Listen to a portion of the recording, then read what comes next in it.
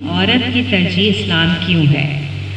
اس کے علاوہ اس پہ ہم مزید ڈسکشن بھی کریں گے اور اس پہ مزید معلومات بھی آپ کو فراہم کریں گے. لیکن سب سے پہلے میں آپ سب لوگوں کو اس پروگرام میں آنے کی خوش آمدید کر دوں. آپ لوگوں کا بہت بہت شکریہ کہ آپ لوگ اس پروگرام میں آئے، اپنا قیمتی وقت نکالا. مجھے کچھ پتہ ہے کہ جاب سے ابھی آپ لوگوں نے ٹائم نکال کے آپ آئی ہیں، اپنے گھروں میں بچوں کو بھی چھوڑ کے آئی ہیں، تو اس کا ہم دل سے قدر کرتے ہیں. آپ کو جیسے پتہ ہے کہ وومن رائٹس کے جو ایشو ہیں وہ ساری دنیا میں اس وقت آوازیں اٹھ رہی ہیں. دنیا کے مختلف حصوں سے رائٹس کی بات ہوتی ہے، قانون بنائے جاتے ہیں، وومن رائٹس کے لیے کانفرنسز کی جاتی ہیں. CEDAW جو ہے وہ ڈفرینٹ کانفرنسز کر رہی ہے اور لاز بنا رہی ہے. کنٹریز اپنے اپنے بیسس پہ سب لاز بناتی ہیں، لیکن اور لاز اس لیے بنائے جاتے ہیں کہ خواتین کو آزادی اور تحفظ مل سکے. لیکن ہم مسلم خواتین ایک بات بھول گئے ہیں کہ 1400 سال پہلے اللہ کے دیے ہوئے قانون کی وجہ سے عورت کو جو حقوق ملے تھے اس کا مقابلہ دنیا میں کسی قانون سے نہیں کیا جا سکتا. اور ہم یہ بھی بھول جاتے ہیں کہ اللہ کا ارشاد ہے کہ اسلام ہی دین فطرت ہے، اور یہ سب انسان جو ہیں فطرت پہ ہی پیدا ہوتے ہیں. اور اسلام کا ہم یہ دیکھ رہے ہیں کہ پوری دنیا میں اسلام بہت تیزی سے پھیل رہا ہے. مسلمان اسلام خواتین بھی اسلام قبول کر رہی ہیں، مرد حضرات بھی قبول کر رہے ہیں. وومن کانفرنسز میں عورتوں کے حقوق کی بات ہوتی ہے. انسان ہی انسان کے لیے قانون بناتے ہیں، جبکہ ہمارے پاس اللہ کا دیا ہوا کمپلیٹ جامع سسٹم موجود ہے جو ہمارا خالق ہے، اور اس سے بہتر ہمیں کون جان سکتا ہے. لاکھ پروپیگنڈا ہو لیکن اس کی خوبصورتی، اسلام کی خوبصورتی اور آزادی کے تصور میں کمی نہیں آ سکتی. سورہ نساء آیت 32 میں اللہ تعالیٰ فرماتے ہیں، مرد جیسے عمل کریں ان کا پھل وہ پائیں گے، اور عورتیں جیسے عمل کریں ان کا پھل وہ پائیں گی. اسی طرح سورہ نساء کی ایک اور آیت ہے، اور جو کوئی بھی نیک عمل کرے گا خواہ مرد ہو یا عورت مگر ہو ایماندار، تو ایسے سب لوگ جنت میں داخل ہوں گے اور ان پر رتی برابر بھی ظلم نہ ہوگا. اللہ تعالیٰ نے جب اسلام بھیجا، رسول اللہ صلی اللہ علیہ وسلم کے ذریعے پیغام بھیجا، تو اس میں مرد اور عورت کی کوئی تفریق نہیں تھی. مرد اور عورت میں کوئی ایسی بات نہیں تھی کہ آپس میں ان کے جھگڑا ہو یا آپس میں ذمہ داریوں کی، حقوق کی، کنٹرول کی کوئی جھگڑا اور اختلاف ہو. لیکن مرد اور خواتین کو آپس میں مل کر ایک گھر بنانے کی، ایک سوسائٹی بنانے کی ذمہ داری دی گئی تھی. لیکن اب ہمارے ساتھ یہ ہے کہ ہم مسلمان عورتیں بھی دنیا کے دوسرے ڈفرینٹ ممالک اور مختلف ویسٹرن جو اثرات ہیں اس سے متاثر ہو کر ہم بھی اسی جو مغرب کی وومن رائٹس کی جو تحریکیں ہیں اس سے ہم متاثر ہونے لگے ہیں، اور ہمیں بھی وہی نام نہاد آزادیاں چاہیے، ہمیں بھی وہی حقوق چاہیے، ہمیں بھی وہی اس طرح کی فریڈم چاہیے. فریڈم ٹو ڈو اینی تھنگ، ایسی فریڈم جس میں کوئی روک ٹوک نہ ہو، ہم اپنی مرضی سے سارے کام کر سکیں. اس فریڈم میں ہمیں گھر سے بھی آزادی چاہیے، ہمیں مردوں سے بھی آزادی چاہیے، بچوں سے بھی آزادی چاہیے، ہمیں پیسہ چاہیے، ہم پہ کوئی روک ٹوک نہ ہو، پابندیاں نہ ہوں. لیکن اس کی بڑی بھاری قیمت ہم کو ادا کرنی پڑی ہے، بہت بھاری قیمت. ویسٹ میں تو آپ دیکھ ہی چکے ہیں کہ اس کی کیا قیمت ادا کر رہے ہیں. گھر تباہ ہو گئے ہیں، بچے جو ہیں وہ بغیر والد کے ہیں، باپ ہیں نہیں لیکن یتیم نہیں ہیں. یتیم ان میں سے بہت کم ہے. والد ہیں جو کہ ان کے پاس نہیں ہیں، ان کی تربیت نہیں کر رہے ہیں، ان کا اتا پتہ معلوم نہیں ہے. مدرز ہیں جو کہ سنگل ہیں، جن کی شادیاں نہیں ہوئی، خود کما رہی ہیں، خود بچوں کو پال رہی ہیں، گھر کے کام بھی کر رہی ہیں، باہر کے کام بھی کر رہی ہیں. مرد ان کے ساتھ کسی طور پہ ہیلپ یا تعاون نہیں کرتے. ہم اس آزادی کے چکر میں اپنے گھر کو ہم تباہ کر رہے ہیں، اس آزادی کے چکر میں ہم اپنی نسلیں تباہ کر رہے ہیں، اس آزادی کے چکر میں ہم اپنا سب کچھ ختم کر رہے ہیں. خواتین جو ہیں وہ مردوں سے زیادہ اسلام قبول کر رہی ہیں. اس کی کیا وجہ ہے اور کیا حالات ہیں جس کی وجہ سے وہ اسلام کی طرف اٹریکٹ ہو رہی ہیں؟ اس کے لیے ہم مزید ڈسکشن کریں گے. سب سے پہلے میں اس وقت ایک اپنی نامسلمہ بہن کو بلاؤں گی جو کہ جرمنی سے ان کا تعلق ہے. رقیہ زبیر ان کا نام ہے. انہوں نے برلن یونیورسٹی سے سوشل سائنسز میں ماسٹرز کیا ہوا ہے. ہم ان کو بلا کے ان سے پوچھیں گے کہ وہ اسلام کی کیا چیز ان کو اٹریکٹ کی, کس چیز نے ان کے لیے کشش پیدا کی اور وہ اسلام کی طرف کیسے آئے ہیں. I will speak in English because my Urdu is not so good, and perhaps when the question I can answer when you say in Urdu, but I will answer in English. Okay, we are today, Alhamdulillah, we are here for some new sister. They embraced Islam, and I embraced Islam actually 33 years before, 1981. I'm now 53 years old, and 31 years before I embraced Islam. I'm married to Pakistani, and I have myself 7 kids. I have 7 children, 6 daughters, 1 son, and also already 7 grandchildren. And when I make my masters, I came first to Pakistan, India and Nepal to make my topic about Islam and Hinduism, the difference. And I came to Pakistan first, and then I met actually the uncle from my husband. This was Maulana Nisar. He was living in Hazara, and we went to him to discuss with him about Islam and the different, the speciality in Islam. And he was such a personality that I was very impressed from him, because the hospitality which I found here in Pakistan, you never found in Europe. I mean, in Europe, people are very close, actually, you know. Also, with your neighbors, you don't have so much contact. But here, the people was very open. And I was actually asking myself, what is behind this hospitality and this love for humans? And then I found out that it is actually Islam which gives you the whole knowledge how to handle humans, how to handle with your neighbors, how to handle your life. And then my question was, what is actually the aim of life? And when it is actually written in Quran that when you are searching for the aim of life and you are searching for the truth, then Allah opens your heart. And Alhamdulillah, this I found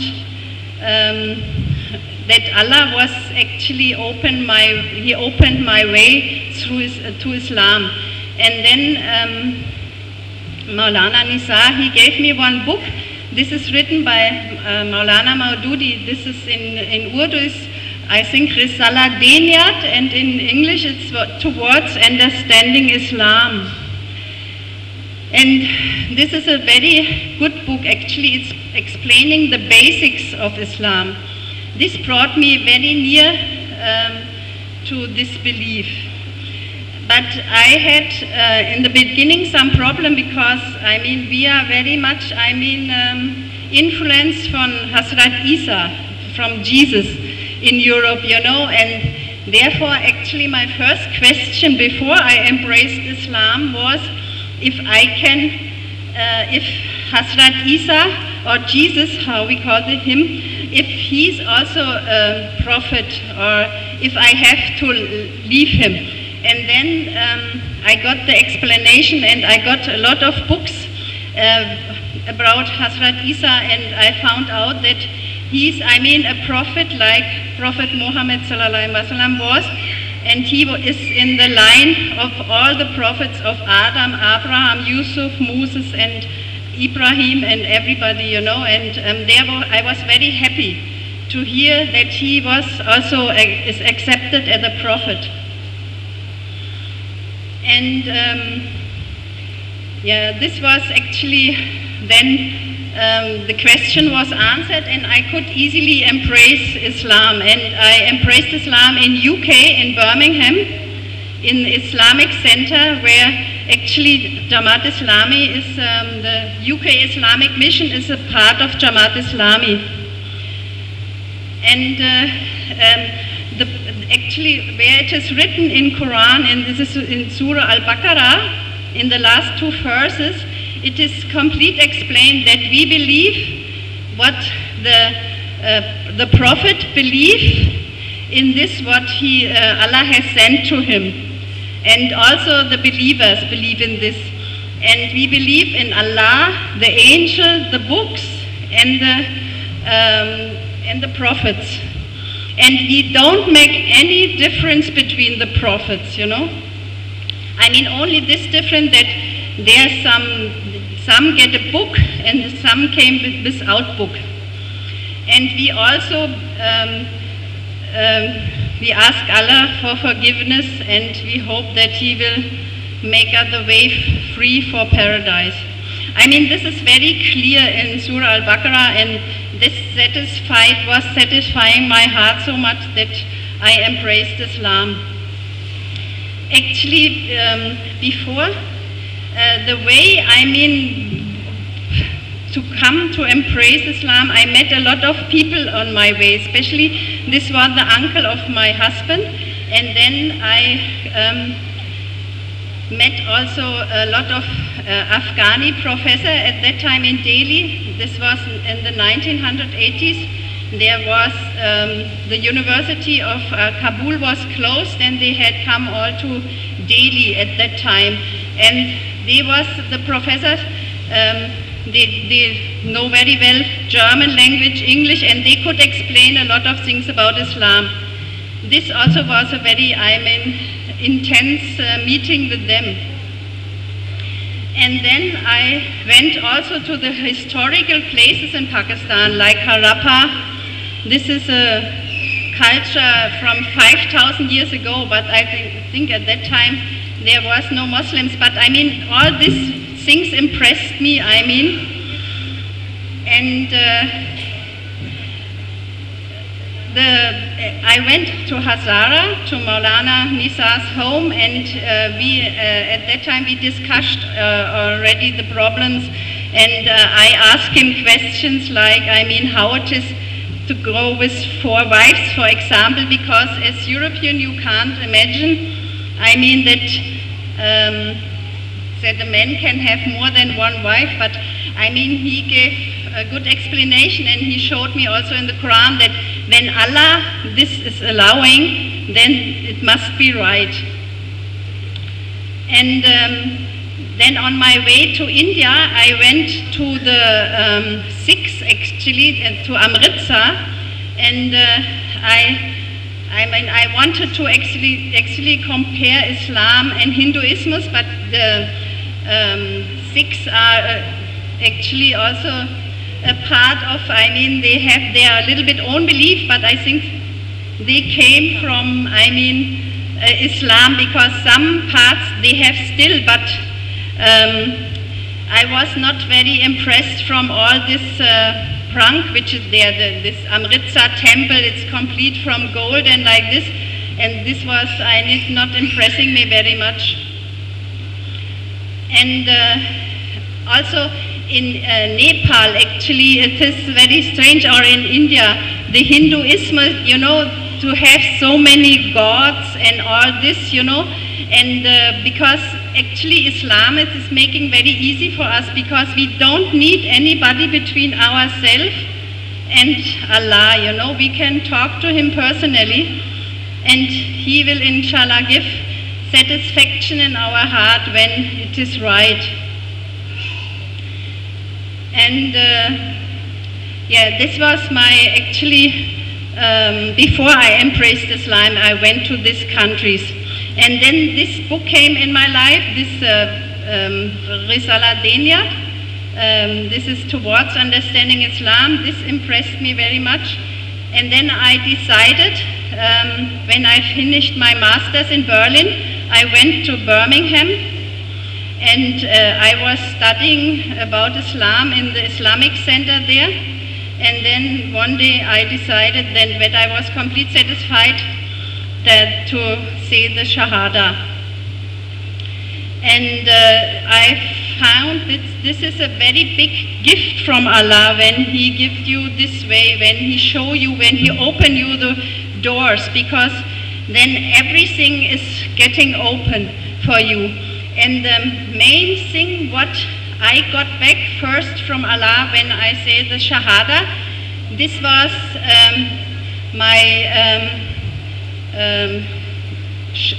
you call this in Urdu, Haya. Yeah, this is the main thing what I felt at once when I spoke the Shahada, that Allah gave me this Haya. And from this, because this Haya actually is for women very important. You know, this is one of the main things what Allah gave specially also for the women. But I mean, today it's complete wrong interpreted, because in Quran it's standing, first Haya is to put your eyes down. This is also for men and women, you know. This is actually the first Haya what we should do, because when we don't look around like this and also the men don't do, then one of this part will be already, I mean, it will make life very easy actually, you know. And to cover yourself, this is second one, which is, I mean, for sure also written in Quran. But I mean, the Haya should come first from the eyes. And then, when I had embraced Islam, there I studied fiqh and all these things, you know, for about 4 months in UK, in Birmingham. And then there was a lot of Pakistani families who wanted to, I mean, they came to Maulana Nisa to ask for rishta, like you say in Urdu. And he was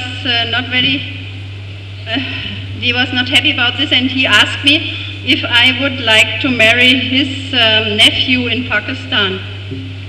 And then I said to him, I have first to speak to Allah to ask Him if this is the right way, you know, and then I prayed to Allah, and He gave me satisfaction in my heart, and I accepted this. Then we both went to Pakistan, and I married my husband without seeing. It was an arranged marriage like you have nowadays still in Pakistan. My 3 daughters which are married, they have also arranged marriage, and I have very good experience with this, you know, because parents most know better to whom people are, I mean fitting together. And also there's also a saying in Urdu, Rishta asman se chote hai, that Allah makes the rishta in the heaven. And this I found, alhamdulillah, we are now more than 30 years married, and alhamdulillah, we are happy, and because our base was Islam. And this is also what I want to say to the new sisters, what is very important, to get as much knowledge as you can, and from different angles. It's very important, because our Prophet ﷺ, he said, you should search for knowledge, and when you go up to China, you know, this is a very important thing what I want. Therefore, before I embraced Islam, I was quite a lot studying, and all my questions which I had, I was reading books, and I'm also Maulana Nisa. He had a lot of knowledge, and he could satisfy me with his answers. And this is something which we should bear in mind, because nowadays the problem is that we are back in the time of Jahiliyat. This is the time before Prophet Muhammad ﷺ came. We are without knowledge, and we don't act act on Islam, and therefore the Muslims have a very bad image today because very less people understand really about Islam. And this is the main thing what I want to say to the new sisters also, that they should try to get knowledge, but not only from books. We should have sisters which have experience, which can explain from also their experience, because especially for women, it's not easy to stand in Islam today, because Islam says always women are depressed and they are, less worse as men. But the first right which Prophet Muhammad ﷺ gave back to the humans were the rights for women, actually. And but we have to have knowledge also to act, because belief is not without knowledge to live. And we should not be only Muslims by name. My way then, after I embraced Islam, I married in Pakistan. We stayed for about 4 months here. Then we shifted first to England, then to Germany. And from 1995 to 2001, I was living here in Karachi with my family. And but 2001, we went back to Germany. Now we are 11 years again there. And we have also there a German Muslim community. We founded this about 22 years before. There are all German-speaking Muslims. We are from all kind of the world, but our base is German language, because the language is something also very important. When you also embrace Islam, you should have at least literature in your own language, or in a language which you can speak quite well, but you don't have any problem in Urdu. There are so many, alhamdulillah, things which you can read. But the things actually, knowledge is not coming only from the books, also from people who impressed you, who brought you to Islam. They should tell you something, they should act also, and when you have acting people around you, you will find your way. And Allah will give also understanding, Everybody has his own way, and everybody has his own understanding. We are equal in front of Allah, but our way of life is different. And the sisters should try to stay in this way, and inshallah they will be happy, and Allah will inshallah bring us all to paradise. I pray for you all. And because this life is only short, we don't know when Allah will end it, because this day is written, fixed, we can't change it. And we should do as much good we can do, but we should not, overload us, But at least we should try to educate our children in this way, because for them we are first responsible as women, And because when the women are not strong to educate the children, the husbands or the men, they can't do it, because they are not always with them at home. And you have to give them as much knowledge what you have, and therefore we have to get our own knowledge. Thank you. इन्होंने बहुत informative बातें कही हैं. थोड़ी सी मैं 2-4 points उसके आपको बता देती हूँ. इनको जो सबसे ज़्यादा चीज़ मुतासिर की है, वो पाकिस्तान में जब ये आई तो मेहमान नवाजी थी. तो उन्होंने ये समझा कि ये शायद इंसानों से मोहब्बत ज़्यादा करते हैं. बाद में मालूम हुआ कि ये इस्लाम का रिश्ता था जिसने आपस में मोहब्बत पैदा कर दी थी. इन्होंने मौलाना मौदूदी की दीनियात पढ़ी, जिसको इंग्लिश में जो अंडरस्टैंडिंग टूवर्ड्स इस्लाम है, उसका मुताला करके इन्होंने फिर इस्लाम की तरफ ये करीब आती चली गई. اس کا ان کو بہت ریلیف، اور دوسری عیسائی بہنوں کو بھی یہ ریلیف ہوتا ہے کہ حضرت عیسیٰ جو نبی ہیں ان پہ بھی مسلمانوں کا ایمان ہے، اور جو ان کی کتاب ہے انجیل اس پہ بھی مسلمانوں کا ایمان ہے۔ اس کے بعد انہوں نے جو بات کی وہ حیا کے بارے میں کی کہ مسلمان عورت کے لیے حیا جو حیا کا کریکٹرسٹک ہے، جو خاصیت ہے، وہ میں نے صرف مسلمانوں میں ہی پایا، مسلمان خواتین میں ہی پایا، اور اس نے مجھے بہت اٹریکٹ کیا۔ ایک حدیث بھی ہے جس میں رسول اللہ صلی اللہ علیہ وسلم نے فرمایا ہر دین کا ایک اخلاق ہوتا ہے اور اسلام کا اخلاق حیا ہے۔ تمام بہنوں کو السلام علیکم۔ الحمدللہ میں مسلمان ہوں، الحمدللہ میں رسول اللہ صلی اللہ علیہ وآلہ وسلم کی امتی ہوں، الحمدللہ میں ایک ایسے ملک میں رہتی ہوں جو اسلام کے نام پر بنا اور انشاءاللہ قیامت تک اسلام کے نام پر ہی رہے گا۔ مجھ سے آج کہا گیا ہے کہ میں آپ سے شیئر کروں کہ میں اسلام کی طرف کس طرح سے آئی۔ میری کوشش ہوگی کہ مختصراً میں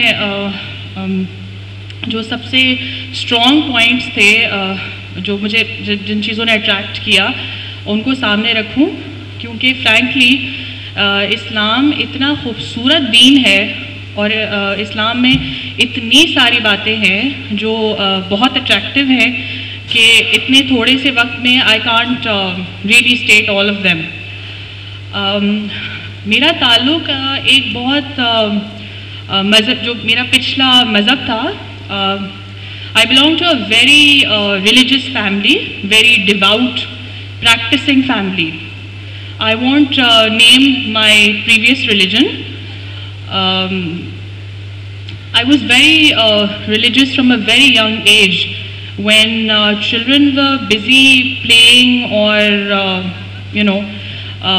busy having fun, مجھے یاد ہے میں اپنی جو مذہبی کتاب ہے اس کا روز بیٹھ کے مطالعہ کرتی تھی، بہت چھوٹی سی عمر سے، اور یہ ایک بڑی ڈفرینٹ چیز تھی، کیونکہ جو میری کمیونٹی ہے اس میں میں بہت کانفیڈنس سے کہہ سکتی ہوں لاٹ آف پیپل وہ کبھی بھی کتاب کو کھول کے نہیں پڑھتے، جو ان کی دینی کتاب ہے، جو مذہبی کتاب ہے، اس کو کھول کے نہیں پڑھتے کہ اس میں ہے کیا۔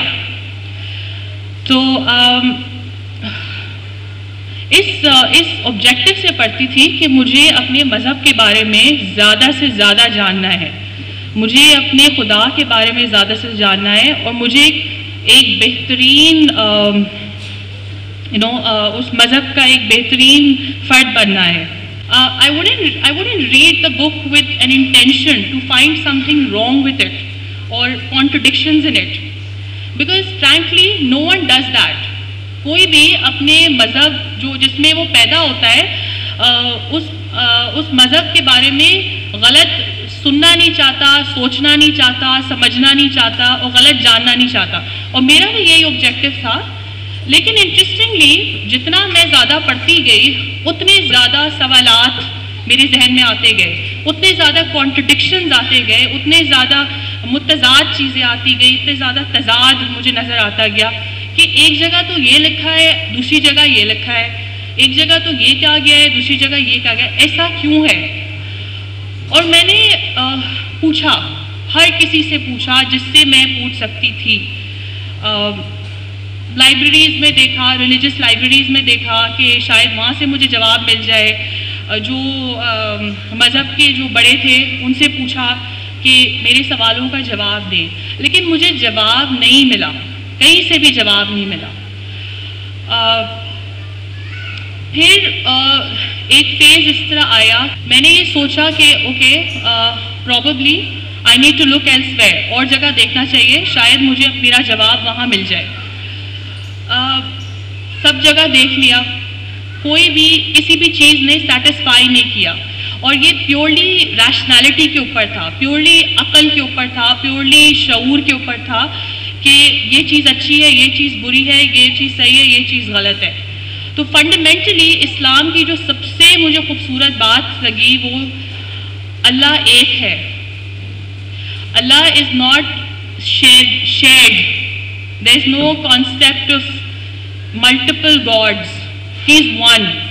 It's so beautiful to know that He's all powerful, He's one. And when I became a Muslim, and I read about the different surahs in the Quran, especially Ayatul Kursi, the way it defines God, defines Allah. No, I could not find that in any other religion. So slowly, gradually, my iman became more and more stronger. Another thing that attracted me was the concept of namaz. All my life I spent being unhappy for no reason. There was no reason to be unhappy. ہر کچھ تھا، اچھا گھر، اچھے ماں باپ، اچھی زندگی، کوئی فائنینشیل پرابلم نہیں، لیکن ایک سکون نہیں تھا، کچھ مسنگ تھا، کچھ کم تھا، کچھ غلط تھا. آپ شکر ادا کریں اللہ کا کہ اللہ نے آپ پہ 5 وقت نماز فرض کیا ہے. آپ اپنے اللہ سے دن میں 5 مختلف وقتوں پہ جو اتنے کرٹیکل ہوتے ہیں، آپ اللہ سے ملاقات کرتے ہیں، ملتے ہیں، بات کرتے ہیں. یہ ایک ایسا یونیک فیچر ہے جو کسی دنیا کے مذہب میں نہیں ہے. It's such a beautiful feature. So that gives you so much peace, meeting your god every day 5 times a day. Now, since there's less time, I'll move on to what should you be doing for people who want to come towards Islam. Firstly, دعوت کا کام optional نہیں ہے. It's not a choice. It's not something that you decide to do or not to do. It's فرض. You have to do it. آپ نے کرنا ہے. آپ نے لوگوں کو اسلام کی طرف بلانا ہے، ان کو دعوت دینی ہے. اور کیسے دینی ہے؟ اپنے قول سے، اپنے عمل سے، بائی بینگ گڈ مسلمس. دیکھیں رسول اللہ صلی اللہ علیہ وسلم جب مدینے ہجرت کے لیے جانے لگتے ہیں تو وہی قریش کے لوگ جو اتنے ان کے مخالف تھے وہ اپنی ساری امانتیں ان کے پاس رکھتے ہیں. Now, where do you see this? کہ ایک شخص سے جو لوگ اتنی they feel so much hatred or they dislike him or they don't agree with him, but they still have their jama punji with him. This is very surprising. Don't see this anywhere. Why? Because he had this character. ہم میں سے کتنے لوگوں کے پاس یہ character ہے جس کو کوئی دیکھ کے کہے کہ اسلام بہت اچھا دین ہے؟ نہیں ہے. تو میری پیاری بہنوں، سب سے پہلا کام ہم نے یہ کرنا ہے کہ اپنے دین کو اچھی طریقے سے سمجھنا ہے. Go back to the Quran, go back to the Sunnah, go back to the hadith please. Your religion is perfect. There is nothing imperfect about your religion. The imperfection is in your knowledge. Imperfection ہماری ذاتوں میں ہے، imperfection ہماری knowledge میں ہے. ہم جواب نہیں دے پاتے سوالوں کا. کیوں نہیں دے پاتے؟ کیونکہ نقص ہمارے اندر ہے، نقص اسلام میں نہیں ہے. Please look, read, find out, ask questions. Everything is there. Allah has told you that this is the perfect deen. Allah has said, and His promise is true. It is the perfect deen. You will not find anything wrong with Islam, ever, because it is His promise. In the end, I'd ask you to pray for us, all the women and men who have chosen Islam and have become Muslims.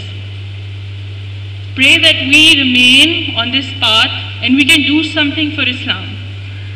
And also pray for all those people that we have left behind, our families, our relatives, everyone. Pray that they may also get hidayat. Jazakallah khair for a very patient listening. جب بات کی جاتی ہے عورت کی ترجیح اسلام کیوں، تو بینگ اے مسلم وومن میرے سب سے پہلے جو میرے دماغ میں بات آتی ہے، جب وومنس کا ڈے منایا جاتا ہے، تو وومنس کا ڈے منایا جاتا ہے اس وقت میرے ذہن میں یہ بات آتی ہے کہ مسلمان عورت کے لیے کوئی وومنس ڈے منانے کی ضرورت نہیں ہے، کیونکہ وہ تو ہمیشہ ہر دن مسلمان عورت کا اپنا دن ہے. اس کو تو اسلام نے اتنا سارا پروٹیکشن فراہم کیا ہے کہ وہ اس کو ضرورت ہی نہیں ہے کہ کسی خاص دن وہ مظلوم طبقہ ہرگز نہیں ہے. عورت اسلام میں بہت مضبوط ہے, بہت پاورفل ہے اور بہت زیادہ اس کو حقوق سے نوازا گیا ہے. جہاں پہ کمزوری ہے وہ یہ کہ اسلام کو سمجھا نہیں جاتا, اس کے بارے میں جانا نہیں جاتا, اور ہمارے جو مسلمان طبقے کی خاتون ہے اس کے لیے کسی خاص دن کی اس کو ہرگز ضرورت نہیں ہے. ہماری مسلمان خاتون زینب بھی ہے, ہماری مسلمان خاتون خدیجہ بھی ہے. حضرت خدیجہ رضی اللہ تعالیٰ عنہ جو پہلی مسلمان عورت ہیں جنہوں نے اسلام قبول کیا. جب کوئی بھی نو مسلم متاثر ہوتا ہے اسلام سے, آخر اسلام سے ہی کیوں متاثر ہوتے ہیں, آخر اسلام اپنی طرف کیوں راغب کرتا ہے؟ کیونکہ اسلام کے اندر وہ ساری چیزیں موجود ہیں جو کوئی بھی اور معاشرہ, کوئی بھی اور مذہب فراہم نہیں کرتا. تو جب کوئی بھی مسلمان, کوئی بھی عورت یا مرد اسلام کے دائرے میں شامل ہوتا ہے تو اس کے لیے صرف کلمہ پڑھ لینا اور اپنے دل سے اسلام کو قبول کر لینا کافی ہے. اس کے علاوہ اس کے بارے میں کوئی خاص تشویش یا خاص اس کے بارے میں تفشیش نہیں اسلام میں کی جاتی, کیونکہ یہ اس کا پھر اپنا دل ہے جو آہستہ آہستہ اس کو اسلام کی طرف راغب کرے گا.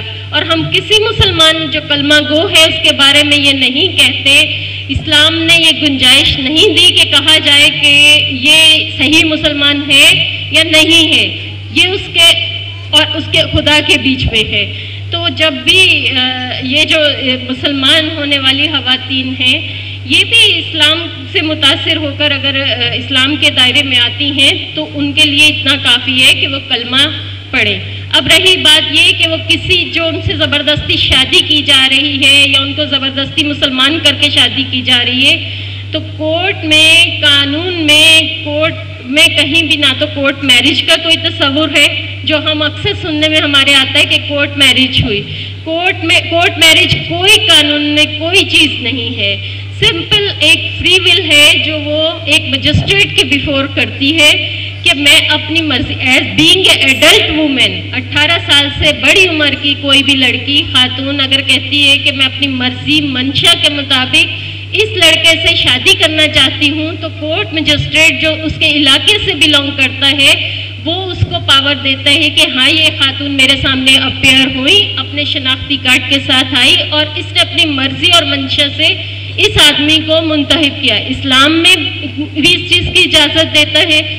جب جو کلمہ پڑھ کے آنے کا مرحلہ ہے وہ خاتون وہ کسی بھی عالم کے پاس, کسی بھی مدرسے میں, کسی بھی اپنے سے بہتر جو اس کو لگے کہ جس سے وہ متاثر ہو کے اسلام میں آ رہی ہے کلمہ پڑھ سکتی ہے, اور باقاعدہ کسی مدرسے میں جا کے یا کسی مسجد میں جا کے بھی اپنے مسلمان ہونے کا اعلان کر سکتی ہے. مجسٹریٹ کا کام یہ نہیں ہے کہ وہ اس کو اسلام قبول کروائے. مجسٹریٹ کا کام سمپل اتنا ہے کہ وہ اس کی فری ول کے پہ سائن کرتا ہے کہ یہ خاتون اپنی مرضی اور منشا سے اس آدمی سے شادی کرتی. تو شادی کا مرحلہ سیکنڈ ہے, اس کا مسلمان ہونے کا مرحلہ پہلا ہے.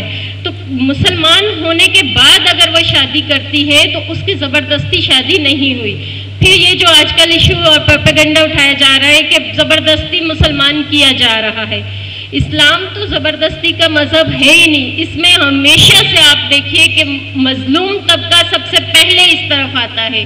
کہیں بھی کسی بھی قوم میں جہاں ظلم ہو رہا ہوگا وہاں سب سے پہلے اسلام کی طرف وہ طبقہ آئے گا. تو خواتین یقیناً اگر مظلوم ہیں تو وہ سب سے پہلے آئیں گی, اور ان کو ایک یہی طریقہ لگتا ہے کہ وہ کسی مسلمان مرد بالغ سے شادی کرے اور اس کے بعد اسلام میں شامل ہو جائے. رہا قانون کا سوال, تو قانون میں ہمارے کانسٹیٹیوشن میں 1973 کا جو دستور بنایا گیا اس کی 26 میں واضح طور پہ کہا گیا کہ ہر آدمی کو حق حاصل ہے کہ وہ اپنی مرضی سے اپنے مذہب پہ چل سکتا ہے, اس کو اختیار کر سکتا ہے, اس کے مدرسے بنا سکتا ہے, وہاں پہ وہ تبلیغ کر سکتا ہے. تو اسلام تو ہے ہی تبلیغ کا مذہب. ہم تو اپنے رویوں سے، اپنے جہاں حدیث و سنت سے ہے، اس کے علاوہ ہم قرآن پاک کے علاوہ ہم اپنے رویوں سے اسلام کی تبلیغ کرتے ہیں. دن رات اگر کوئی مسلمان سچا اور پکا مسلمان ہے تو اس کا تو رویہ ہی متاثر کرنے کے لیے کافی ہے. تو اگر کوئی اس طرف متاثر ہو کے آتا ہے تو یہ نام نہاد پروپیگنڈا. اور پھر ان خواتین کو حق حاصل ہے. ہمارے یہاں پہ آج کل عدالتیں جس طرح سے کوئی بھی چھوٹے سے چھوٹا ایشو اور بڑے سے بڑا ایشو ان سے بچ کے نہیں رہ رہا. آج کل تو سو موٹو آرڈر ہو جاتا ہے. تو وہ بھی خواتین جا کے حق سے بھیجا کی پٹیشن اس کے گھر والے کریں. اگر وہ اس طرح سے آتی ہے کہ اس سے زبردستی کی گئی ہے تو وہ کورٹ میں اپنا سٹیٹمنٹ دے سکتی ہے. اس پہ کوئی جبر نہیں ہے. قانون میں بھی جبر نہیں ہے. وہ سمپل اپنا حق سے بھیجا کی ایک پٹیشن 491 میں ہے. وہ اس کے والدین کریں کہ ہماری بیٹی کو حق سے بے جبر. لیکن مسئلہ یہ ہے کہ ایسا کچھ ہے نہیں اور ایسا کچھ کر دکھانے کی کوشش کی جا رہی ہے. بینگ اے مسلمان خاتون، مجھے بہت فخر ہے کہ میں ایک مسلمان گھر میں پیدا ہوئی اور مجھے اللہ تعالیٰ نے وہ ساری مضبوطی اور وہ ساری چیزیں سمجھ میں آئیں جو ایک خاتون مسلمان جو ہے جس کو اس پہ فخر ہوتا ہے. تو قانوناً اگر آپ کے کو ہے تو قانون میں ایسا کوئی نہیں ہے. وہ کسی بھی مذہب کو اختیار کر سکتی ہے، وہ مسلمان ہو سکتی ہے، وہ اپنا دائرہ کار میں رہ کے اپنی زندگی گزار سکتی ہے. بہت شکریہ. دنیا میں شہریوں کو یہ حق ہے کہ وہ اپنی مذہبی آزادی کا استعمال کریں اور ہونا بھی چاہیے. اور ہمارے ملک میں جو کہ ایک مسلم ریاست ہے اس میں بھی یہ آزادی ہے اور ہونی چاہیے. اب میں دعوت دوں گی عطیہ نثار صاحبہ کو جو woman and family commission Sindh کی کنوینر ہیں اور وہ ذرا اپنے خیالات کا اظہار کریں گی. دنیا کے مختلف خطے سے لوگ اسلام کی طرف بڑھ رہے ہیں، پیش قدمی کر رہے ہیں. یہ تو ایک بہت چھوٹا سا دائرہ تھا. حقیقت یہ ہے کہ پچھلے 10 سالوں کا جو جائزہ لیا گیا ہے اس کے اندر انڈیا کے اندر 7,80,000 لوگوں نے اسلام قبول کیا ہے. 1,20,000 بنگلہ دیش میں اسلام قبول کیا ہے اور 4.5 لاکھ پاکستان کے اندر اسلام قبول کیا ہے. ہر سال 20,000 لوگ امریکہ میں اسلام قبول کر رہے ہیں. ہر سال 50,000 لوگ برطانیہ میں اسلام قبول کر رہے ہیں. اور انڈیا کی عدالتیں ہوں وہاں پہ یہ مقدمات جو کہ ان کا اپنا اکثریتی ملک ہے اور یہ سارے لوگ اسلام قبول کر رہے ہیں. ان میں سے یہ بھی آپ کے لیے حیرت کی بات ہوگی کہ 60 سے 70% خواتین کی تعداد ہے. یہ اس بھرپور پروپیگنڈے کا توڑ ہے جو آج کی دنیا میں اس بات کے لیے کیا جا رہا ہے کہ اسلام جو ہے وہ عورتوں کو حقوق نہیں دیتا. اسلام میں داخل ہونے کے بعد عورت مظلوم بن جاتی ہے. اسلام کے قوانین پر عمل کرنے سے عورت کے لیے بے انتہا مسائل ہوتے ہیں. حقیقت یہ ہے کہ یہ معاشرہ اسلامی معاشرہ بھی ہم شاید نہیں کہہ سکتے. یہاں پر اسلام کی صحیح اپلیکیشن بھی نہیں ہو پا رہی ہے. لیکن لوگوں نے اسلام کو جانا اور آپ نے سب کے تاثرات سنے.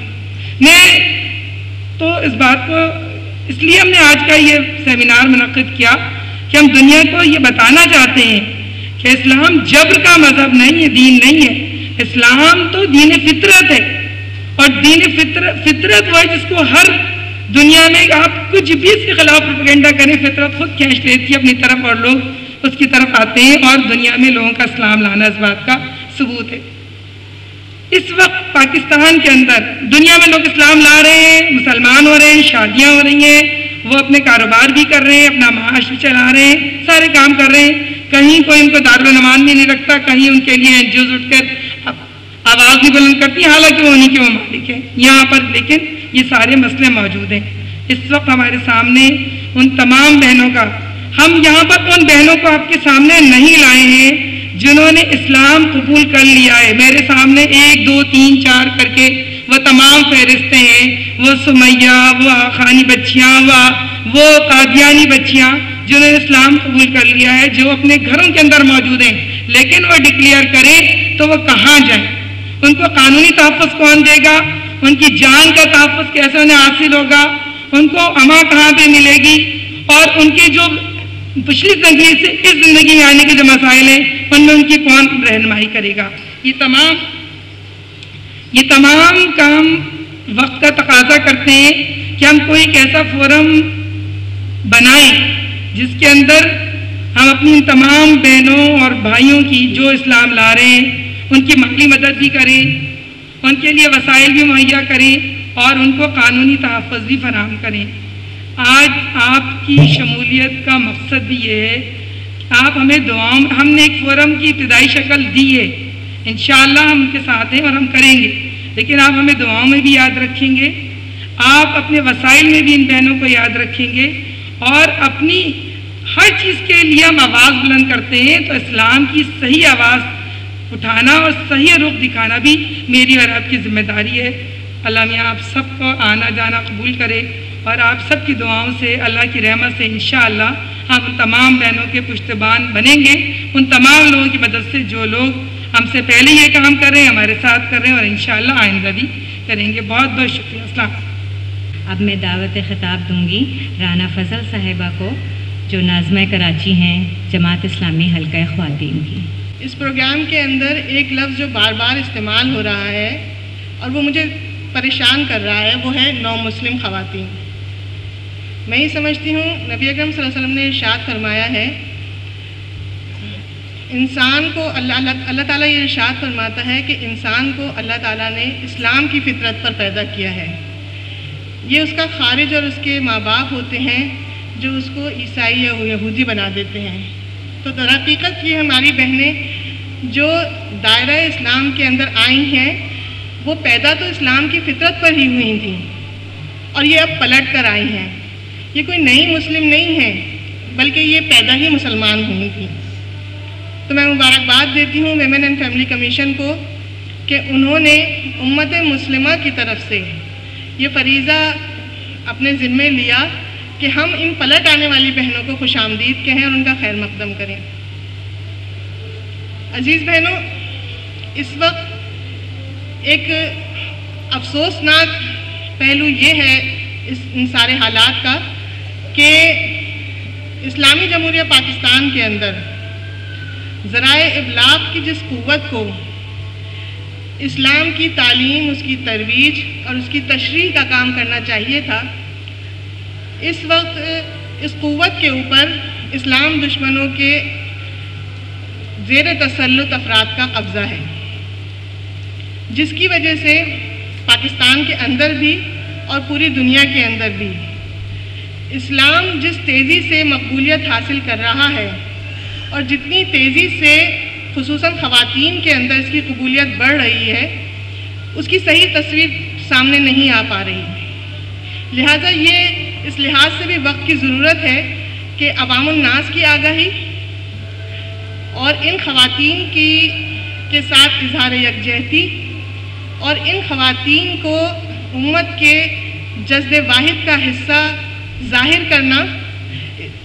کرنے کے لیے ضروری ہے کہ ہم اس طریقے کی محفلوں کا انعقاد کریں تاکہ وہ کمی جو میڈیا کے اس فریضے کی ادائیگی میں کوتاہی کے نتیجے میں ہو رہی ہے اس کی کچھ تلافی ہو سکے۔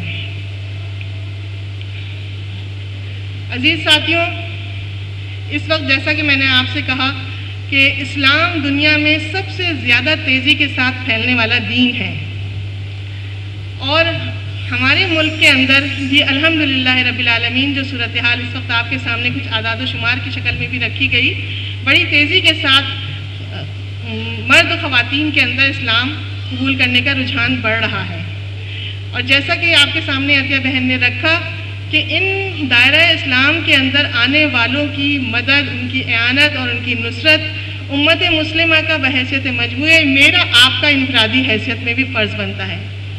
لہٰذا جماعت اسلامی الحمدللہ اپنے اس فرض کو نہ صرف یہ کہ پہچانتی ہے بلکہ اس کی ادائیگی کے لیے پوری طرح تیار ہے۔ انشاءاللہ تعالی ہم ان بہنوں کی اور ان بھائیوں کی نصرت کے لیے، ان کی مدد کے لیے، ان کے ساتھ تعاون کے لیے، ان کی بھرپور استعانت کے لیے تیار ہیں۔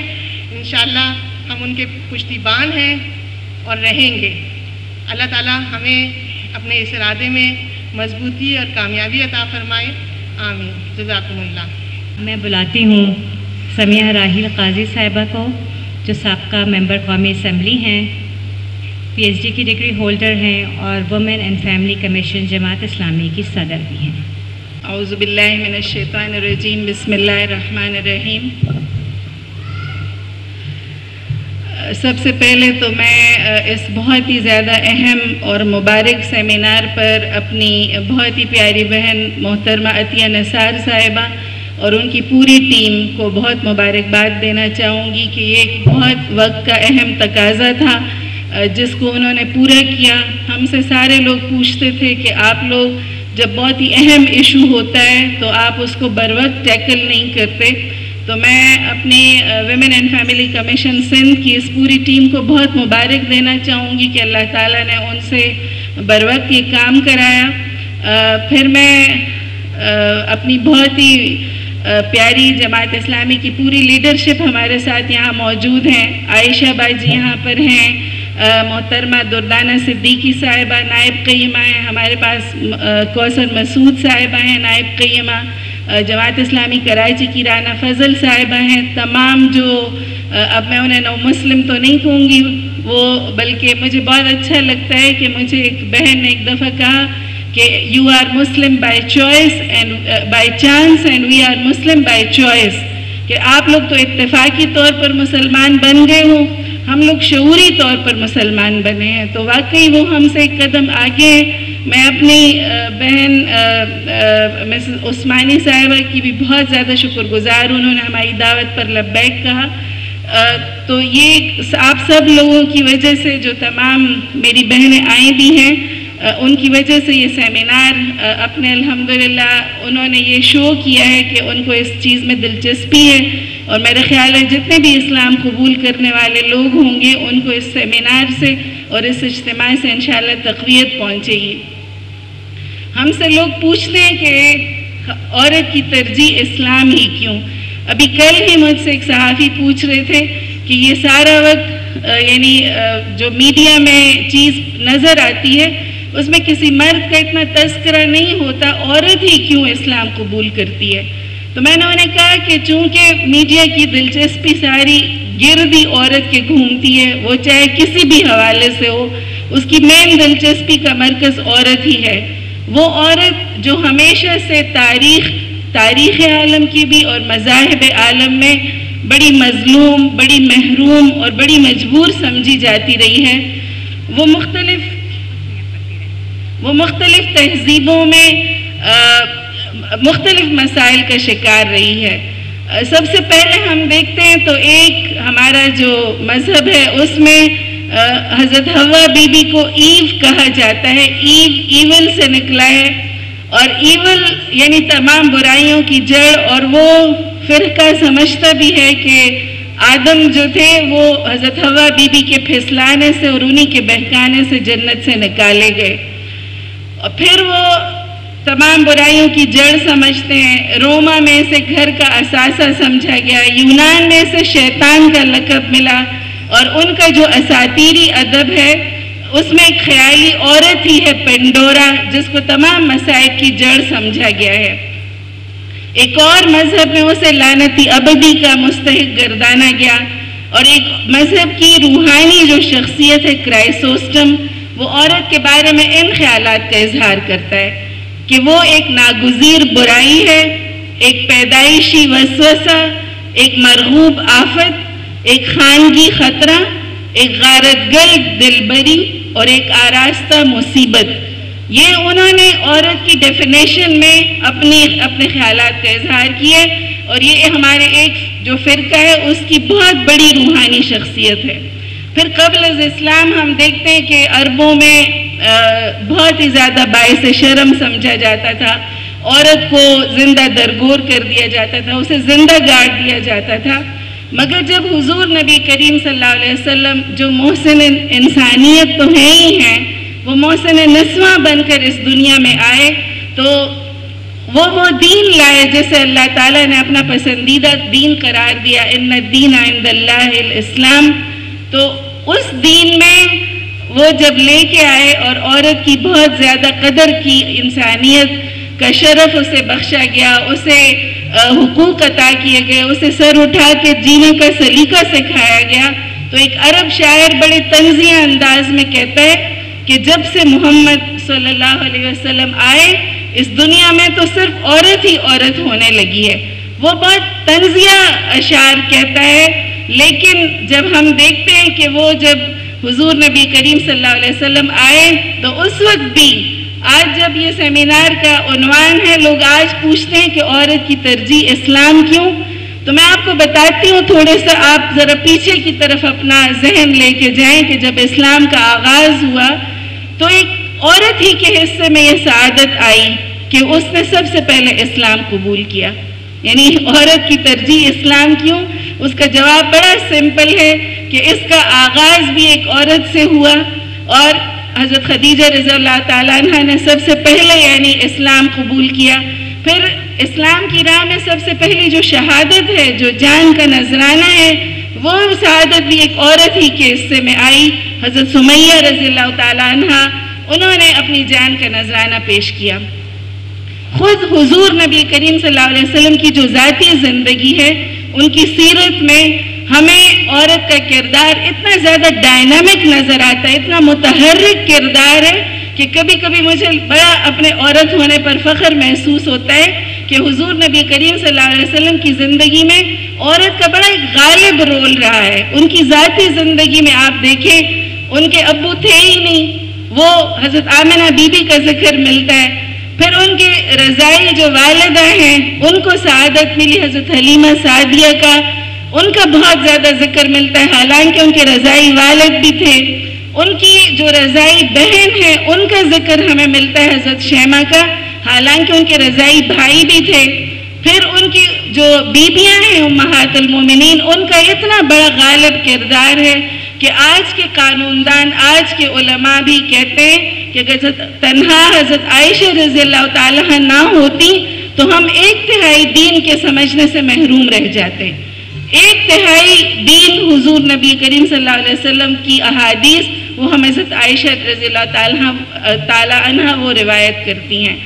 پھر ان کی بیٹیوں کی وجہ سے اللہ تعالیٰ نے ان کی نسل بھی چلائی. ان کی جو 4 بیٹیاں تھیں، بیٹے ان سے بچپن میں ہی لے لیے گئے.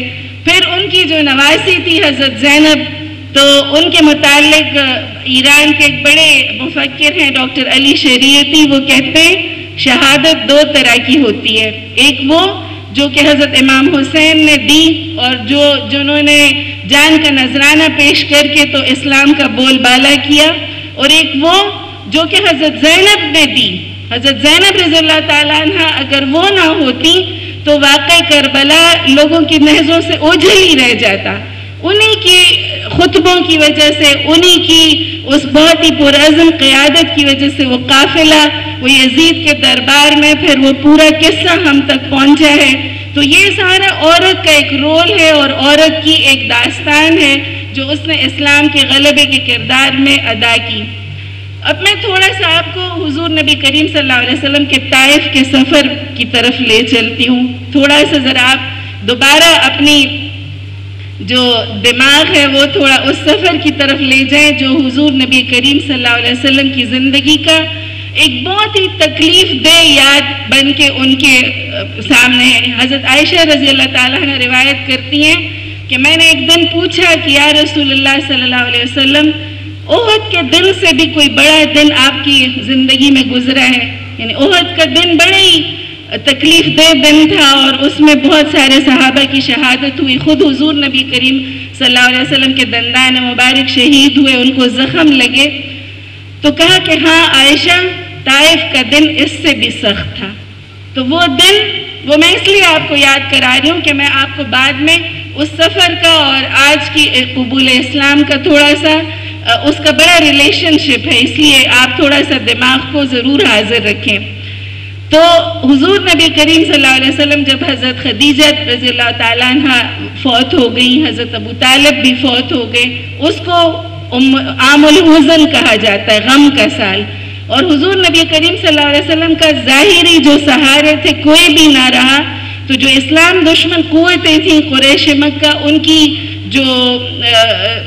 کی بہت ہی زیادہ جو ریشہ دوانیاں تھیں اور ان کی دشمنی اور ان کے حوصلے بڑے بڑھ گئے تھے، اور وہ حضور نبی کریم صلی اللہ علیہ وسلم کو بہت تکلیف دینے لگے. تو اتنے میں انہوں نے جب یہ بڑی تکلیفیں اور یہ برداشت کرنی جب انہوں نے سہنی شروع کی، تو انہوں نے ایک دفعہ سوچا کہ طائف چلے چلتے ہیں شاید وہاں پر اسلام کی دعوت پھیل سکے اور مجھے وہاں سے کچھ لوگ میسر آ سکیں. تو وہ طائف تشریف لے گئے. یہ سن 10 ہجری کا واقعہ ہے. اور آپ دیکھیں یعنی نبوت کے سن 10 نبوی کا واقعہ ہے. تو یعنی آپ دیکھیں حضور نبی کریم صلی اللہ علیہ وسلم کی عمر مبارک 50 سال. پھر بہت ہی طائف کا آج بھی آپ دیکھیں کہ نہ کوئی سڑک نہ کوئی زادرا، وہ کتنے پیدل کتنی مصیبتوں سے وہ چلے. اور پھر جب وہاں گئے تو ان لوگوں نے ان کے ساتھ بہت ہی برا سلوک کیا. اور جب وہ آپ واقعہ پڑھتے ہیں تو میں سمجھتی ہوں کہ کوئی بھی جو حضور نبی کریم صلی اللہ علیہ وسلم سے محبت کرتا ہے اس کو روئے بغیر آگے نہیں جا سکتا. وہ اتنا تکلیف دہ ایک منظر ہے کہ میری زبان اس کو بولنے سے بھی قاصر ہے. مگر جب حضور نبی کریم صلی اللہ علیہ وسلم کی اس حالت کو دیکھ کر اللہ رب العالمین کو بھی جلال آ گیا اور انہوں نے ملک الجبال کو حضور نبی کریم صلی اللہ علیہ وسلم کے پاس بھیجا کہ پہاڑوں کا فرشتہ حاضر ہوا اور کہا کہ یا رسول اللہ صلی اللہ علیہ وسلم، آپ کے اس سلوک سے جو آپ کی ایڑیاں خون سے بھری ہوئی ہیں، جو آپ دل شکستہ ہیں، جو آپ غمگین ہیں، اور جو ابھی آپ نے دعا کی ہے اللہ کے حضور کہ مجھے کس کے حوالے آپ نے کر دیا ہے، اس دعا سے اللہ رب العالمین نے پہاڑوں کے فرشتے کو حکم دیا ہے اور وہ آپ کے حکم سے وہ یہ چاہتا ہے کہ اس دونوں پہاڑوں کے درمیان اس طائف کے اس شہر کو پیس کر کے رکھ دیں. تو حضور نبی کریم صلی اللہ علیہ وسلم جو رحمت للعالمین تھے انہوں نے کہا نہیں، ان کی نسلوں میں سے کوئی ایسا اٹھے گا جو میرے اس دین کا پیغامبر ہوگا اور جو میرے اس دین کو پھیلائے گا. اور آپ یقین کریں میں کہتی ہوں ہم اس بر صغیر پاک و ہند میں رہنے والے لوگ اور خاص طور پر یہ صوبہ سندھ ہمارا، یہ کراچی شہر، یہ سب یہ تو خاص حضور نبی کریم صلی اللہ علیہ وسلم کے اس رحمت کا مظہر ہے کہ محمد بن قاسم جو کہ یہاں پر جس کی وجہ سے اسلام پھیلا اور جو اسی سندھ باب الاسلام جس کو کہا گیا اسی کی وجہ سے یہاں پر بر صغیر میں روشنی پھیلی اسلام کی، یہ اسی طائف کے قبیلے بنو ثقیف سے تعلق رکھتا تھا کہ جس کو حضور نبی کریم صلی اللہ علیہ وسلم نے کہا تھا کہ نہیں ان کو نہ تباہ کر کے رکھے، ان کی نسلوں میں سے کوئی ایسا اٹھے گا جو میرے اس دین کو پھیلائے گا. تو یہ سندھ کی سرزمین، یہ اس بر صغیر پاک و ہند میں یہ اسلام کا یعنی جو روشنی تھی اور اسلام کا جو سورج تھا وہ محمد بن قاسم کی وجہ سے پھیلا. اور میں سب کو یاد دلانا چاہوں گی کہ یہاں کے سارے لوگ اس وقت ہندو تھے اور وہ ان کے اس کیریکٹر سے اور ان کے اس دعوت سے جو ابھی آپ کے سامنے میری تمام نو مسلم بہنوں نے، اور میں بھی ان کو نو مسلم نہیں کہوں گی، مسلم بہنوں نے جو سب نے ارشاد کیا کہ وہ خود اسلام میں وہ خوبصورتی ہے، اسلام میں وہ سارا کچھ ہے جس نے ہمیشہ محروم اور مظلوم طبقات کو انرجی دی، طاقتور کیا، ان کو برابر کی سطح پر لے کر آیا. تو یہ سندھ کی سرزمین جو تھی وہ سب سے پہلے آماجگاہ بنی اس اسلام کے سورج کو، اس نے ہی سب سے پہلے یعنی یہاں پر وہ پھیلا، یہاں پر وہ سورج چمکا اور جوک در جوک لوگ ہندو مت سے اسلام قبول کرنے لگے.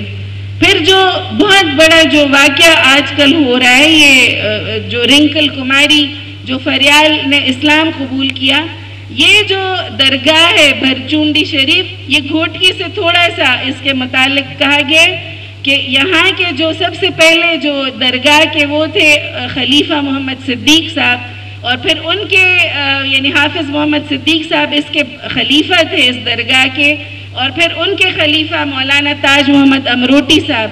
کہتے ان کے ہاتھوں پر تو ہزاروں لوگوں نے اسلام قبول کیا ہے، یعنی کوئی بہت بڑی بات ہی نہیں تھی. لوگ آتے تھے اور اسلام کے اس آفاقی تعلیمات سے متاثر ہوتے تھے اور آئے دن کوئی نہ کوئی مسلمان ہوتا رہتا تھا، کوئی اس میں کوئی نئی بات نہیں تھی.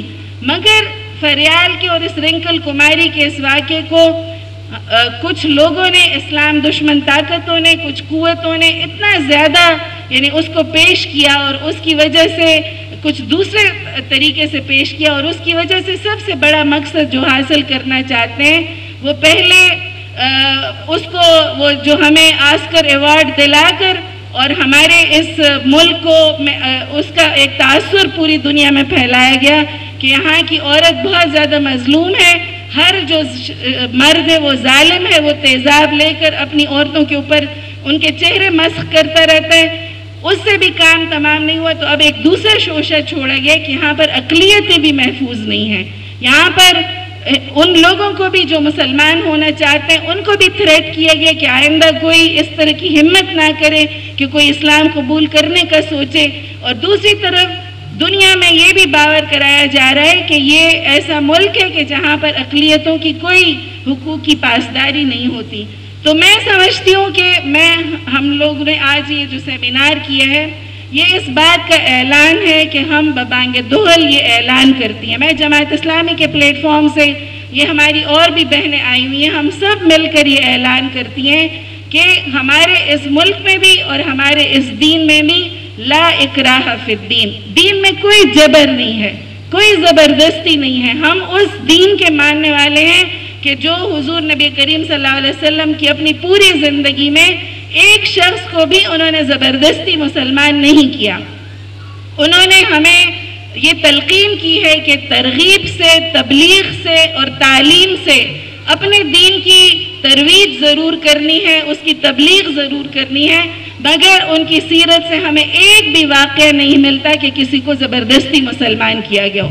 تو یہ بات بالکل 100% لوگوں کے دلوں میں یعنی راسخ ہونی چاہیے کہ دین میں کوئی جبر نہیں ہے اور کوئی بھی مسلمان جو ہے وہ کسی کو بھی زبردستی اپنے دین میں دائرہ اسلام میں داخل نہیں کرتا. اس لیے کہ اسلام جو ہے وہ اپنی مرضی کو برضا و رغبت، اپنی مرضی کو اللہ رب العالمین کی مرضی کے آگے سرنڈر کرنا ہے، اس کے آگے تسلیم کرنا ہے. اس میں اس کی رضا کا اور اس کی ول کا سب سے بڑا دخل ہے. لیکن ساتھ ساتھ یہ بھی میں کہوں کہ تاریخ اسلام نے ہمیشہ اقلیتوں کی حفاظت کی ہے. میں ابھی آپ کے بہت زیادہ دور کی بات نہیں ہے، جو ابھی پاکستان، تحریک پاکستان کے دنوں میں ہمارے اپنے ہمارا گاؤں میں آدھے ہندو تھے، آدھے مسلمان تھے، اور میرے نانا جان انہوں نے اپنے سارے ہندو جو برادری تھی اس گاؤں کی، اس سب کو جمع کر کے اور باقی کے گاؤں سے لوگ ان پر حملہ کرنے کے لیے آئے ہوئے تھے اور ان کو پناہ دی اور ان کو اپنی حفاظت میں اپنے لوگوں کے ساتھ ان کو ہندوستان بھیجا. اور آخر وقت تک وہ جب تک فوت نہیں ہوئے ہمارے ان کے ساتھ بہت ہی قریبی یعنی خط و کتابت اور رابطہ رہا. تو اور ابھی بھی یہ جو MMA کی حکومت بنی تو اس میں سب سے زیادہ جو لوگ ہمارے ساتھ ہی خوش تھے، انہوں نے کہا کہ جو دینی جماعتیں ہیں وہ جتنا ان اقلیتوں کی حفاظت کرتی ہیں، جتنے ذمہ داری اس کی لگاتی ہیں اور جتنے ذمہ داری سے ان کی حفاظت کرتی ہیں، کوئی بھی سیکولر طاقت انہوں نے آج تک اتنا خیال نہیں کیا. ہمارے اپنا نوشہرہ جو میرے والد کا حلقہ ہے، میں نے اس میں بہت کام کیا ہے اور وہاں ہماری ایک بہت بڑی ہندو کمیونٹی ہے، ان کے مندر ہیں، ان کے سارا کچھ، اور وہ جماعت اسلامی کے ایسے پکے ممبر ہیں کہ انہیں یعنی وہ ببانگ دہل کہتے ہیں کہ ہم جماعت اسلامی، ہمیں آج تک پیپلز پارٹی ہے، کوئی اور ہے، بہت سارے جو سیکولر اپنے آپ کو کہتے ہیں، وہ سارے لوگوں نے وہ حقوق نہیں دیے جو ہم جماعت اسلامی. سب لوگ جماعت کا کام کرتے ہیں، وہ ہمارے ونگ کا کام کرتے ہیں، اقلیتی ونگ جو ہے جماعت اسلامی کا، اور اس میں بہت زیادہ ہمارے ساتھ خوش رہتے. خود ہمارے ساتھ اسمبلی میں جو ہمارے اقلیتی کوٹے کے اوپر جو ہمارے ممبران تھے، ان کو ان تمام باقی ممبران سے زیادہ ہم لوگ اپنے ساتھ ہی رکھتے تھے. ہمارے بالکل بہن بھائی ہمارے ہمسایوں میں ہیں. تو یہ بات ایک دفعہ بہت کلیئر ہو جانی چاہیے کہ کوئی زبردستی کسی کو اسلام کے یعنی ان کو ہم لوگ یعنی اس بات کے خلاف ہے، اسلام کے تعلیمات کے خلاف ہے کہ کسی کو زبردستی اسلام یعنی مسلمان کیا جائے. اور میں آپ کو ایک اور علامہ اقبال کی بڑی پیاری نظم ہے محاصر ادرنا، آپ اس کو ضرور بانگ درا میں یہ پوری نظم ہے کہ جب 1913 میں صلیبی اور وہ ان کی جنگیں ہوئی، بلغاریہ نے ترکی پر قبضہ کر لیا، تو ان کے جو ترکی کے جو امیر تھے شکری، انہوں نے پھر دوبارہ وہ یعنی اس محاصرے میں انہوں نے دوبارہ اس ترکی کے محاصرے میں انہوں نے جنگ لڑی اور وہ دوبارہ انہوں نے ادرنا کو واپس حاصل کیا. یہ ترکی کا دارالحکومت تھا اس وقت. اس میں انہوں نے کہا کہ پورے شہر میں یعنی جو محاصرہ تھا، تو جب محاصرہ بہت بڑھ گیا تو سب لوگوں نے کہا کہ جی جو جتنی بھی چیزیں ہیں وہ سارے لا کے دے دیں. تو جب قاضی کو پتہ چلا تو انہوں نے کہا کہ سارے مسلمانوں کی چیزیں آپ لے سکتے ہیں مگر یہاں پر جو یہودی اور عیسائی اور جو غیر مسلم ہیں ان کا ایک دانہ بھی لشکر مسلم پر حرام ہے. اور انہوں نے پھر یہ فتویٰ دے دیا اور پھر تمام شہر میں یہ مشہور ہو گیا. تو میں وہ نظم آپ کو ضرور سناتی ہوں کہ اسلام کی یہ تعلیمات ہیں اور اسلام کی یہ جو روایت ہے اپنی اقلیتوں کی حفاظت کرنا. علامہ اقبال نے اس کو بڑے پیارے اشعار میں یہ کہا کہ یورپ میں جس گھڑی حق و باطل کی چھڑ گئی حق خنجر آزمائی پہ مجبور ہو گیا. گرد صلیب گرد قمر حلقہ زن ہوئی شکری ہے سارے درنہ میں محصور ہو گیا. مسلم سپاہیوں کے ذخیرے ہوئے تمام روئے امید آنکھ سے مستور ہو گیا. آخر امیر عسکر ترکی کے حکم سے آئین جنگ شہر کا دستور ہو گیا. ہر شے ہوئی ذخیرے لشکر میں منتقل شاہی گدائے دانہ عصفور ہو گیا. لیکن فقیہ شہر نے جس دم سنی یہ بات گرما کے مثل سائق طور ہو گیا. ذمی کا مال لشکر مسلم پہ ہے حرام فتویٰ تمام شہر میں مشہور ہو گیا. چھوتی نہ تھی یہود و نصارہ کا مال فوج مسلم خدا کے حکم سے مجبور ہو گیا.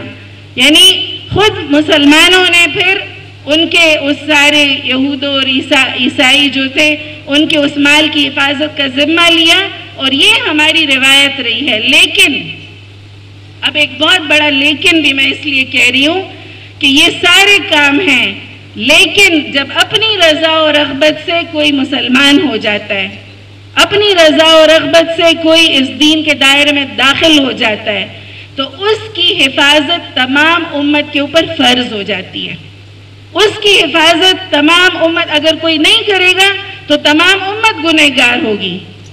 لیکن اس لیے میں ایک بہت بڑے لیکن کے ساتھ اپنا یہاں پر یہ واضح طور پر بتا دینا چاہتی ہوں کہ انشاءاللہ جماعت اسلامی اس میں ہمارا مردانہ نظم بھی اور ہم حلقہ خواتین بھی ہم اپنے ویمن اینڈ فیملی کمیشن بھی اور ہماری ساری قیادت بھی یہاں پر موجود ہے.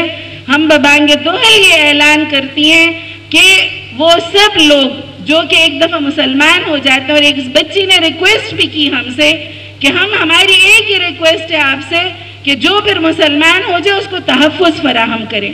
ہم سب کی ذمہ داری ہے اس ہال میں بیٹھی ہوئی ہر فرد کی ذمہ داری ہے کہ جتنے بھی ہمارے پاس انشاءاللہ اس طرح کے لوگ آئیں گے ہم خود انشاءاللہ اس کی حفاظت کا ذمہ بھی لیں گے.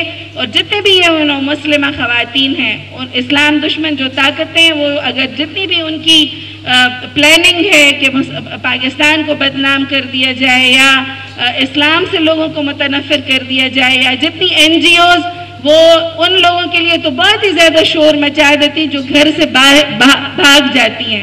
مجھے یاد ہے ہماری ایک دینی جماعت تھی اس کی ایک بیٹی نے گھر سے بھاگ کر شادی کی تھی اور تمام میڈیا جو تھا وہ اس کے لیے ایسے اخبارات بھی چنگارتے تھے ٹی وی بھی چنگارتے تھے اس کے اوپر پروگرام بھی کرتے تھے اس لیے کہ وہ ایک دینی جماعت کی اس کی بیٹی تھی. میں آج بھی اپیل بھی کرتی ہوں اپنی میڈیا سے بھی اپنے لوگوں سے بھی کہ وہ بھی ان لوگوں کی جو بچیاں جو برضا و رغبت مسلمان ہوئی ہیں ان کی حفاظت کا وہ ذمہ لیں اور ان کو اسی طرح سے پروٹیکٹ کریں کہ جس طرح سے وہ گھر سے بھاگ جانے والی لڑکیوں کے وہ قسم قسم کے طرح سے وہ ان کو کوئی باہر چلا جاتا ہے اور کوئی ان کو کس طرح سے ایکسپلائٹ کرتا ہے. تو میں کہتی ہوں ایکسپلائٹیشن ان کی چھوڑیے. اور دوسری بات یہ کہ میں میڈیا سے یہ بھی اپیل کرتی ہوں کہ بہت سارے یہاں پر سندھ کے جو وڈیرے ہیں ان کے چنگل میں بہت ساری عورتیں ہیں ان کے اوپر وہ طرح طرح کا ظلم ہوتا ہے ان کے اوپر ان کو کوئی حقوق نہیں ملتے ان کی وہ جیلوں میں ہیں ان کی ذاتی جیلیں ہیں ان سے انہیں نجات دلانے میں ہماری مدد کریں اور ہمارا ساتھ دیں تاکہ ان مظلوم خواتین کو بھی اسلام کا جو سایہ عاطفت ہے جو پرشفقت ماحول ہے اس کے اندر ہم انہیں لا سکیں اور ہم عورت کے حقوق کی حفاظت کر سکیں. میں آخر میں پھر ایک دفعہ بہت زیادہ شکریہ ادا کرنا چاہتی ہوں women and family commission Sindh کی اور بہت مبارک بھی دینا چاہتی ہوں کہ بہت بر وقت انہوں نے یہ اقدام کیا ہے. اللہ کرے کہ ہم اپنے حقوق بھی پہچانیں اور اپنے فرائض بھی پہچانیں. جو حقوق ہمیں اسلام نے عطا کیے ہیں اس کے ساتھ جو ہمارے ذمے جو فرائض ہیں اللہ کرے کہ ہم سب مل جل کر اس کو ادا کریں. اور میں آپ سب لوگوں کی ایک دفعہ پھر بہت شکر گزار ہوں کہ آپ نے ایک ہمارا یعنی یہاں پر آ کر ہمارے اس پروگرام کو کامیاب کیا. اللہ تعالیٰ اس پورے پروگرام کو ہمارے حق میں حجت بنائے اور اس کو اپنے دربار میں قبول کر کے ہم سب سے راضی ہو جائے. وآخر دعوانا ان الحمدللہ رب العالمین. اس وقت آپ کو ایک اور انفارمیشن دیتی جاؤں کہ اس وقت ہمارے ساتھ سوئٹزرلینڈ، کویت کے علاوہ پورے پاکستان میں ہمارا پروگرام سنا جا رہا ہے آن لائن. اگر آپ اس پروگرام کو ہر جمعے کو 3:30 بجے اس ویب سائٹ پر جوائن کر سکتے ہیں www.jamaatwomen.org. اب میں سبین اپنی چھوٹی بہن کو بلاؤں گی اور وہ اپنی قرارداد پیش کریں گی اور آپ اگر تائید کریں تو ہاتھ اٹھا لیجیے گا. وومن اینڈ فیملی کمیشن کے زیر اہتمام منعقدہ سیمینار 3 نو مسلم خواتین کو مسلسل دارالعمان میں رکھنے اور ذہنی اذیت سے دوچار کرنے پر سخت تشویش کا اظہار کرتا ہے. شرکائے سیمینار اعلان کرتے ہیں کہ 3 نو مسلم خواتین کا اسلام قبول کرنا اور شادی کرنا UN کے حقوق انسانی کے چارٹر اور دستور پاکستان کے عین مطابق ہے. یہ سیمینار پرنٹ اور الیکٹرانک میڈیا اور ہیومن رائٹس کی تنظیمات سے مطالبہ کرتا ہے کہ وہ 3 نو مسلمان خواتین کے ساتھ ہونے والے امتیازی سلوک کے خلاف آواز اٹھا کر ان کو اپنے شوہروں کے ساتھ اپنے گھروں میں آباد ہونے میں معاونت کرے. ہم حکومت سے بھی مطالبہ کرتے ہیں کہ وہ نو مسلم بچوں کو اپنے گھروں میں آباد ہونے میں رکاوٹ نہ ڈالیں اور مسلم دشمن رویہ ترک کریں. کیا آپ اس کی تائید کرتی ہیں؟ جزاک اللہ. الحمدللہ یہ قرارداد اتفاق رائے سے منظور ہے.